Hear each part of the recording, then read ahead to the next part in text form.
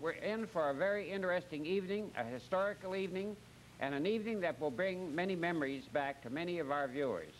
Our guest this evening is Mr. Jerry Karwowski, and Jerry is the one that has been so responsible for reviving and renewing the interest of history and historical things in Racine. So, Jerry, it's wonderful to have you with us.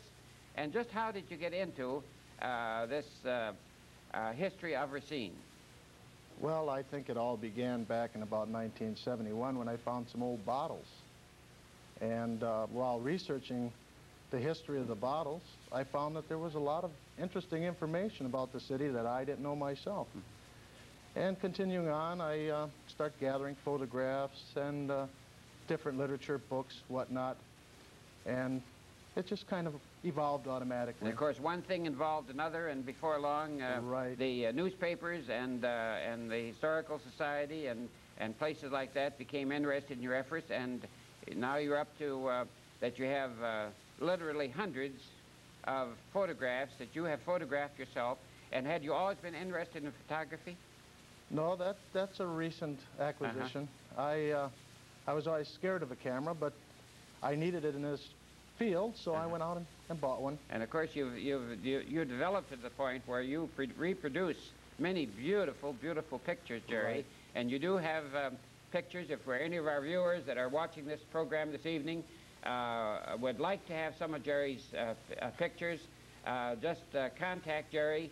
And if you can't get Jerry, call Mr. Munson at the Shoreline Leader, and he will tell you where you can get a hold of Jerry, because he is working very closely with Mr. Munson at the Shoreline. And in a subsequent issue, I believe you said there's going to be quite a few of your pictures. Right. In fact, in the near future, they're going to run a special edition of the Venetian Nights. The Venetian Nights. And we'll be seeing pictures of those tonight. Very good. And now the various places that you have had these, you might tell us about, Jerry. Well, the Shoreline Leader came out with a special edition on Winnie's Views of Old Racine.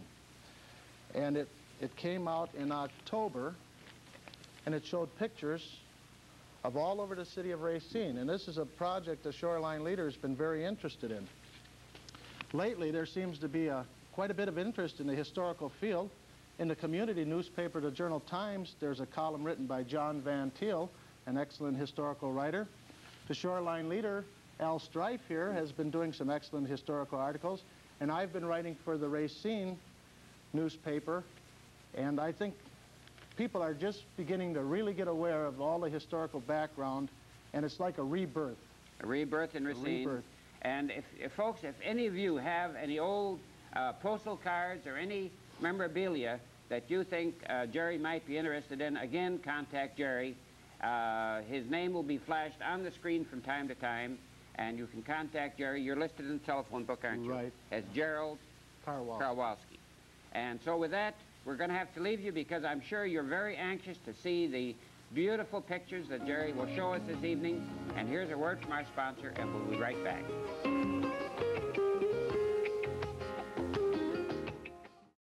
Kohls Food Store. Shop each Wednesday and save money with discounts for senior citizens. Come to Kohls for quality at 1920 Douglas, 3915 Durand, and 1200 North Green Bay Road. Now at Southeastern Savings, you'll find 3 great opportunities to combine money market rates with checking account convenience. Choose from money market checking, the money market investment account, and super checking. When it's important to use every financial advantage, turn to your financial center, Southeastern Savings. Learn which account is right for you. Consult Southeastern's financial experts today. Southeastern Savings. Our guest this evening, as we told you, is Mr. Jerry Karwowski, and Jerry will now proceed to show you some of his very interesting slides in the history of Racine. Jerry Karwowski. Thank you, Al. I call this the portrait of Racine's bottling industry. And as you can see, there was quite a variety of old Racine bottles. All the bottles in this presentation are part of my collection, which was started about 10 years ago. This is a Root River whiskey bottle, very unusual bottle. It was bottled by L. Musil, who operated a hotel at Hamilton and Douglas Avenue. In later years, it became Little Bohemia and the Camelot restaurant when it burned down. Racine's oldest beer bottle, F. Heck, he operated until 1880. The Old Klinkert Brewing Company, Racine's largest brewery, it was located at 8th and Washington Avenue. And here's a 1917 beer truck parked at the side of the brewery. And of course, the old Klinkert bottles. And notice the old porcelain stopper on the center bottle. The Weber Brewery was located on Michigan Boulevard, where the bandstand is today. These are soda pop bottles. In fact, the earliest known soda pop bottles from Racine. Charles Bliss bottled in Racine up until about 1882. And P.J. Coleman Company, Racine's longest-lived soda pop company, operated between 1894 and approximately 1971. And notice the bells. They're the trademarks of the Bell City Bottling Works. Billy's Coca-Cola. Most people would remember Billy's ice cream, and he bottled Coca-Cola as a sideline at his bottling works at 633 High Street. And of course, the old Racine drugstores. The bottles in this slide date around 1882. This gentleman is Wilfred Marshall, as I mentioned earlier in the program. And Wilfred Marshall lived to be 99 and 10 months old. He was the last surviving Spanish-American War veteran, and this is as he looked with his wife and child in 1906 in front of their home on College Avenue. This is Wally Drager's view of Wilfred Marshall in 1967. And the title of this portrait is Winnie Really Isn't Sleeping. And that's very true, because through his pictures, he's very much alive and wide awake. This is looking east down State Street in 1905. An old ambulance parked in front of the old City Hall at 3rd and Main sometime around 1910. The old Hotel Racine, located where the Motor Inn is today, a beautiful building. In fact, if it was still standing today, hundreds of people would come to the city just to view it. It was torn down in about 1925 and was replaced by the old Hotel Racine. And then again, that was remodeled into the Motor Inn today. This is a view of the 1909 Homecoming Parade, which was just passing Monument Square at the time. And this is Main Street during that homecoming era, or the 2 or 3 days that the homecoming was held, and this was called the White Way. And you can see the streamers in a pyramid shape. Them are leading up to the monument. And this was the first prize winner of that celebration, the Michelin Tire Men, and they were presented or put in the parade by the Mitchell Motor Car Company. This is a tugboat in Root River near Main Street Bridge in 1906. Another view of the old Hotel Racine, about 1922. I'd like to note that Wilfred Marshall began photography in Racine before 1900, and he continued on until a few years before he died. The old North Shore Depot, it was located where Lang's Pharmacy is located today in West Racine. Here's another view in 1910. The front view of the old Hotel Racine, and to the right, the old Racine Post Office building. In 1905, the 20 Mule Team Borax team came through town, and this is it on Main Street. It was missed in all of the history books, but it wasn't missed by Marshall's camera. I call this one the Horlick's Reindeer, and it's a very interesting photograph. The first time I looked at it, I was looking for the straps that were holding the horns on, but there were no straps. In fact, horses don't have split hoofs, and it's a very interesting picture.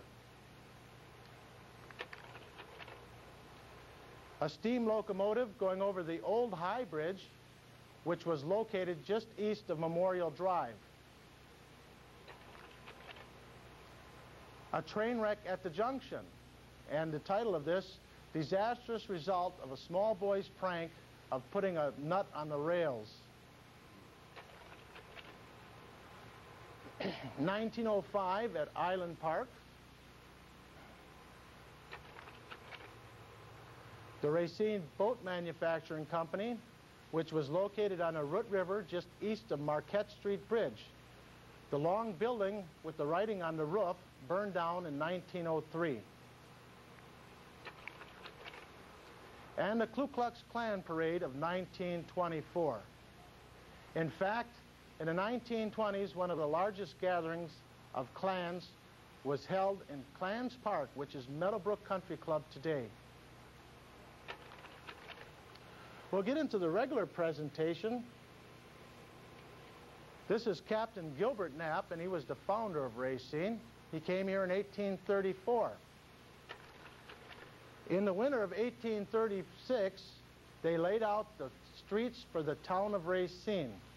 And by 1841, the town was incorporated into the village of Racine. And this is a view looking from 7th and Main, or where the museum stands today, looking towards Monument Square in 1841. And you can see there were still stumps on Main Street at that time. This is Haymarket Square in 1856. The building with the gold dome is the first courthouse building. A view from up by St. Patrick's Church on Fellow Hill shows a beautiful city of Racine about 1860. On July 4th, 1884, the Civil War Soldiers Monument was unveiled, and this photograph was taken during that unveiling dedication ceremony. From that point on, it became known as Monument Square. The old Hotel Nelson, as we best know it today, or the main place, it originally was the McClurg Building, and it housed the main office of the Racine, Mississippi Railroad Company back in the 1850s. It was built in 1857. It had burned down, or was gutted out in 1882 with the Great Fire, which destroyed part of downtown. And in the 1890s, a wealthy manufacturer rebuilt it and renamed it after himself, the MMC Corps Building. And this is as it looked about 1893. Looking down the east side of Main Street in the 400 block, the two churches faced Monument Square. This is in 1850. This is a view as it looked about 1914. Quite a change from the original. And here it is today.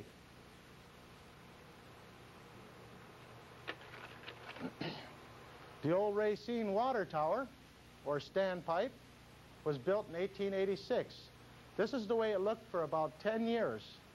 In 1897, they put a beautiful castle-like veneer brick around it, and this is the way it looked until 1953 when it was torn down. And we're going to have to leave, and here's a word from our sponsor. We'll be right back.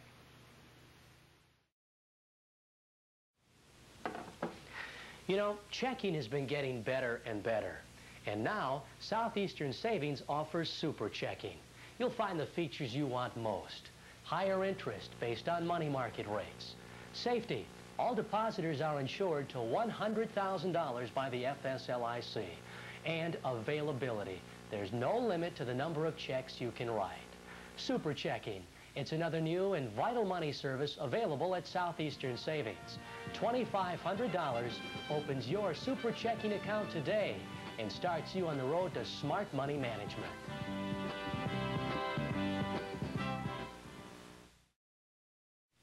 Prime Times, the complete TV guide circulated each Sunday in the Journal Times. Inside you'll find daily listings for daytime shows, sports programs, movies and highlights, local programming, and home box office. You'll find interviews and movie reviews, coupons and advertisements, listings for telecable, a restaurant guide, and a look at what's happening on your favorite soap operas. Pick up a copy of Sunday's paper with Prime Times, or better yet, if you haven't already, subscribe to the Journal Times and have it delivered to your door. Prime Times, the complete TV guide. Our guest this evening is Mr. Gerald Karwowski, and Gerald is responsible for these beautiful pictures, reproduction of these beautiful pictures you're seeing this evening, and I'm sure you're enjoying them as much as I am. Some of the old history of Racine, so on with the show, Gerald. Okay, this is the old Iron Truss Bridge at West 6th Street in Kenzie in 1890. This is the bridge that stands there today. Very interesting bridge. It's being redecked this year. It was built in 1928 at a cost of $90,000. And look at the beautiful terracotta work. Once there was 4 towers with lights on each corner of the bridge. I call it the bridge that tells a story of Wisconsin and Racine. And as you look at the picture, you can see the cow for the dairy state, the schooner for the Great Lakes, the plow for the pioneer farmers, the wheat for their first crops, and of course the horns of plenty. Also incorporated in the bridge is the American eagle and the American buffalo. The old Racine High School. It was located where the courthouse stands today. Racine had the distinction of having the first graduating class in the state of Wisconsin in 1857, and this is that class. This is Johnny Dearborn Walker, and he was the youngest soldier in the Civil War. He was 12 years old and in the Union Army, and he was from Racine. Olympia Brown Willis, the first ordained woman minister in the United States, made her home in Racine. She was a women's suffrage leader and an editor of the Racine Daily Times newspaper. Paul P. Harris, founder of Rotary International, was born and raised on 5th Street in Racine. This is Peter Thomas in front of his home with his wife, and Peter Thomas had the credit of being the first black man to hold an elective office in the city of Racine back in 1887, and possibly in the state of Wisconsin. The old Taylor home. It was torn down in 1974. And of course, the Wind Point Lighthouse, built in 1880, and I'm sure glad they didn't tear this one down. This was the home of an eccentric manufacturer named MMC Corps, and it was located on Milwaukee Avenue, where the Danish Old People's home is today. And as you look at the front doorway of the building, you can see the flower planter, and here's that same planter today. In fact, a portion of the building still stands there. MMC Corps was the first mayor, or the only mayor to my knowledge, to have an assassination attempt against his life. And here's that planter again, showing frogs and turtles. And there's MMC Corps in the front seat with the top hat. And this was a carload of mayors from 1909. Ye Old Mill at Horlick's Dam. There could be stories written about this, but we're not going to talk about it too much. We're going to talk about what happened above the dam. This is the way Horlick's Mill looked in about 1928. This is the way it looked when it was torn down in 1969. A famous landmark. Above the dam back in the 1910s and 20s and 30s, and in fact all the way up until the 1960s, there were still a few cottages and homes. The river shoreline was lined with these camps and cottages. They had funny names like Laugh It Off, Red Pepper, Delaware, Mohawk, Echo, Red Moon, Smile a While, Bayview, Bluebird, Oh Go On, Oh Come On In. It was a resort area. The people would go up there during the summer months, they'd swim and boat in the river, and they'd just frolic. They'd have a wonderful time. Let's go into one camp. This is the U&I camp, located on the bay area of the river, and let's even go inside as it looked back in 1929. And here's a few of the fellas from the Red Moon camp, and they were decked out for the Great Chariot Race. And when I say the Great Chariot Race, I know of no other chariot race. They hooked these chariots up to Model Ts and raced around in the campgrounds. The funny horns and noses were made out of river mud. This is the Thompsondale Pavilion. It's now part of Armstrong Park today. And here's an interior view from 1929. And of course, a slot machine. The old Horlicks Pavilion, which was located just behind the mill or right behind the Holiday Inn today. Now I'm going to talk about a celebration that was held between 1910 and 1931 on the Root River. There are very few night photographs. This is one of those night photographs showing the Venetian Night Parade. Now on the other ones, you're going to have to put that darkness in and silhouette the floats with a dark background and use your imagination for the colors. This one was called the Rainbow. Now these floats were built on canoes and boats and floated down 3 miles of river between Thompsondale to the Horlicks Dam. This was the hunt. And as you can see, they were all powdered white so that they would be silhouetted. The floats were all lit up by bright lights so that they could be seen. This is the Oriental canoe, the Indian paddler, the schooner by the Saugman camp. This was a comedy. A fella sat on a bicycle and pedaled the bicycle boat, dragging this large whale or fish, and the fish was chasing him. Lily pad, loving cup. As the years went by, the Venetian Nights got larger and larger. In fact, they were drawing crowds of in excess of 20,000 people to the shores of the river in the 1920s. This was the Butterfly, and when it was lit, the wings were all transparent and the light just glistened through them in different colors. The Racine Lighthouse float. The flower basket. And as you can see, it took a lot of time to put the fine details on these floats. This was the Viking ship by the Red Moon Camp.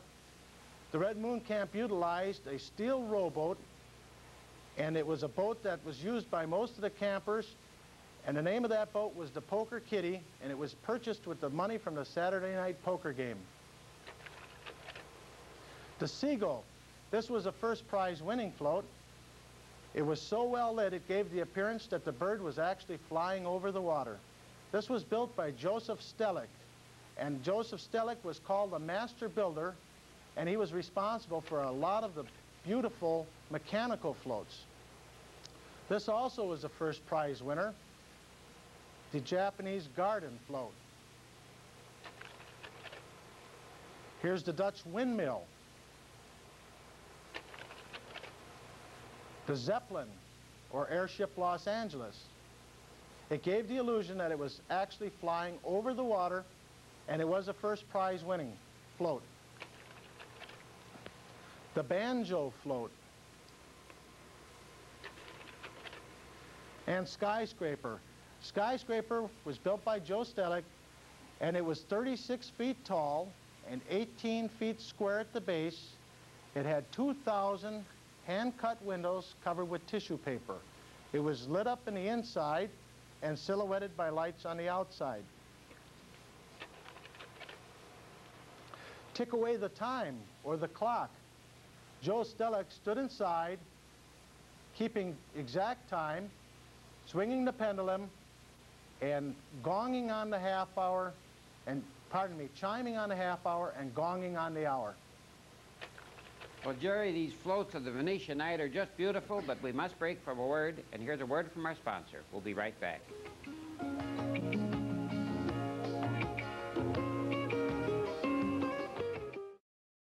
And Jerry has been showing you and narrating some of the beautiful floats of the Venetian Night, which was, of course, one of the highlights in the 1920s.